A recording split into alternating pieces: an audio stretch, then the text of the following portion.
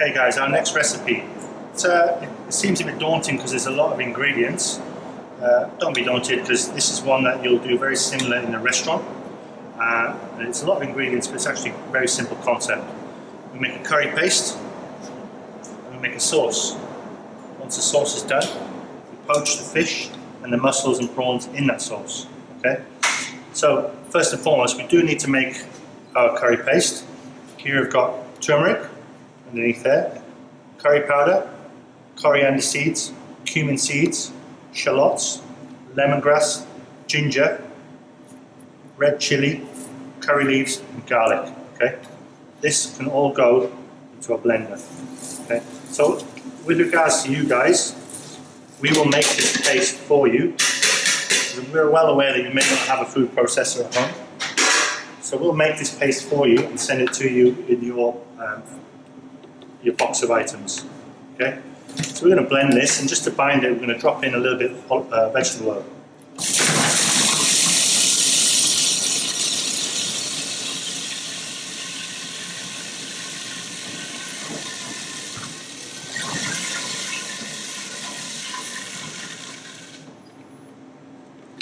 A little bit more.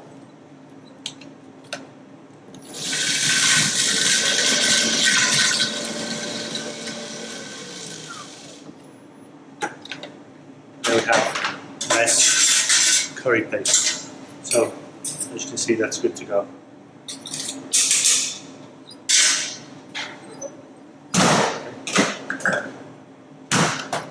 Okay guys, once we've got our paste made, we've got all this here. This is going to be provided to you. We need to cook this off. So I've got my fish stock handy. I've also got some coconut cream, lime, palm sugar. That's what we're going to use to season our curry paste. Okay, I'll make our sauce. So I'm going in with a little bit of veg oil. The first part is make sure we fry off our veg oil, our curry paste. You want about 80 grams in there. Now you need to cook this out as long as possible without adding the fish stock. Again, you don't want it to burn. Remembering we're only making one portion here, so you can actually, if required, you can also season with salt and pepper, either or, but typically you wouldn't use that in a curry, you'd use fish sauce in this instance, but this one's going to cook out over a low heat for the best part of 5 minutes, making sure it doesn't burn. Okay, see there, cooking out.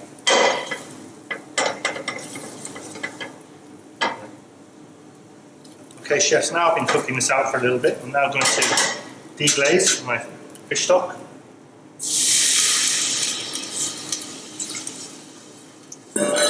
Just make sure you scrape the sediment off the bottom of the pan, get all that flavour in there.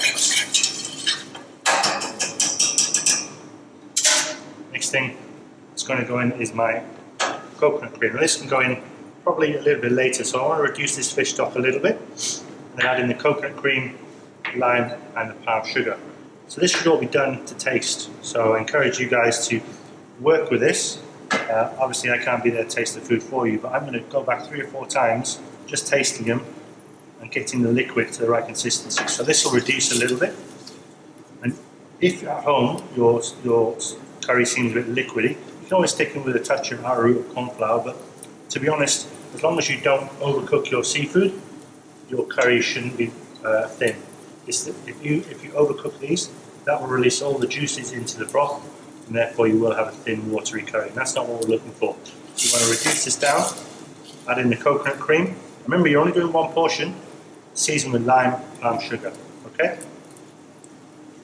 Okay, chefs, what I've got here, we've got our curry sauce reducing nicely. And when I say reducing, you don't want to cook it to death.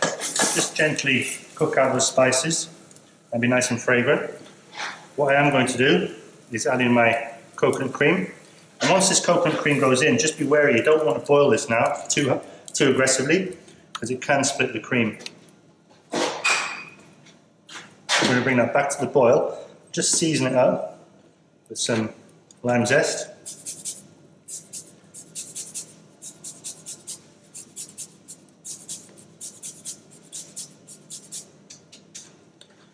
I'm actually going to put the palm sugar in before I juice it. So palm sugar, and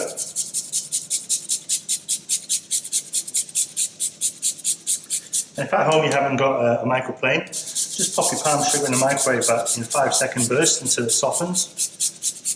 You can add that in, but this should be done to taste, so keep bringing it back up to the boil, season with the sugar and the lime.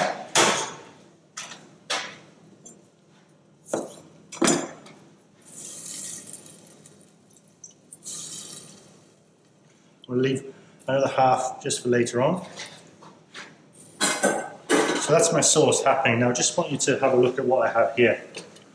Coriander, you won't need this much. So I'm going to use the leaves for garnish, but I'm going to add in the roots into the sauce. Sliced red onion, cherry tomatoes, pineapple cubes, sliced chili, kaffir lime leaves. Okay, so I'm going to julienne the kaffir lime leaves, and then I'm going to poach seafood last minute. So I've got mussels, prawns, tuna, and Spanish mackerel, oily fish. Okay, so I'm going to bring my sauce to the boil. I'm just going to taste this now.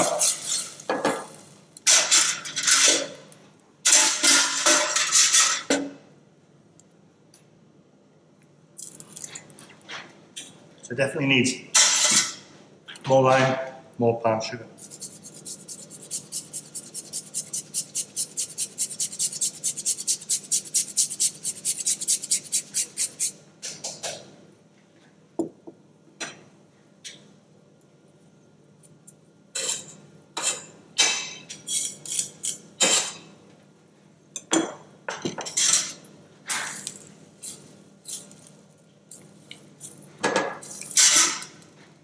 So I'm just going to simmer this now for a little bit, just get that sauce nice and flavourful. Just keep going back there, checking the seasoning.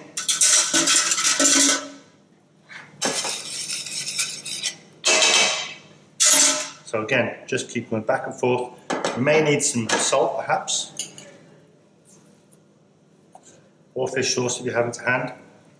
Keep checking the seasoning with this palm sugar and lime juice, okay? But have this ready, because as soon as I've got my sauce ready, I'm going to cook the remaining ingredients. Now to get that ready, I'm just going to get my roots ready, and then use that for garnish. Don't forget you've got to wash these, so don't be putting them in there if they're not washed. So come back to me in 3 minutes, and sauce, I'll show you how to finish the dish. Okay, so I'll get my sauce just about there now. Got my chopped coriander, I've seasoned it, tastes okay. Now we're going to drop in pretty much this stuff can go in very similar times. So here I've got kaffir lime, tough part.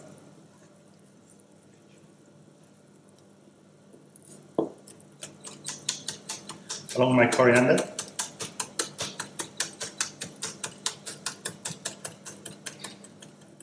Kaffir lime I'm going to drop in a little bit earlier than the coriander to get some flavour. It's very strong. Now I'm going to drop in mussels and prawns. And here now I'm going to really pretty much almost turn it off. Drop in my oily fish and let the residual heat of this pot cook it out now. So really low heat now, you're just going to give it time, maybe 4 or 5 minutes. You can see there, just going to cook this fish out. But bear in mind, we're going to add in these products right at the end. These need to stay very al dente. So these are only going to have maybe a minute and a half of cooking. This is going to have about 3 minutes. So not long after this, we can go in with the remaining ingredients, except for fried shallots and coriander. Okay? Curry here. The mussels are just starting to open with that residual heat. And the fish that's in there is cooked halfway. So now we can go in with our pineapple, cherry tomatoes. Just be careful here because you don't want to smash the fish up. Red onion, sliced chili. Now you're going to put this back on heat and you're gently going to finish cooking the fish. And that residual heat will cook the remaining ingredients. Okay, so bring that to a little simmer. Absolute last thing we're going to do on the plate is the coriander and shallots, but this coriander stalk can go in. Okay, we're only going to cook this for another minute, so that's going to stay nice and fragrant. We've got our warm bowl here ready for plating. Okay, so next step is plating, okay? Okay, so lastly, we're going to plate. We've got our curry, fish and vegetables are only just cooked through. Should be nice and fragrant. All the colour should still be in the curry. We certainly shouldn't have any vegetables wilting, dying, things like that. Keep it nice and fragrant.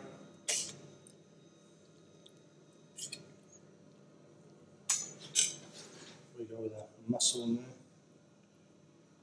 That's perfect. Don't overfill it. We're going to go with our fresh coriander on the side. Fried shallots through that salad. And obviously, I quite like to put some of this stuff. This is coconut yogurt on top. There's a bit of a refreshment. And we have our Malaysian curry. Mauritian. Mauritian, sorry.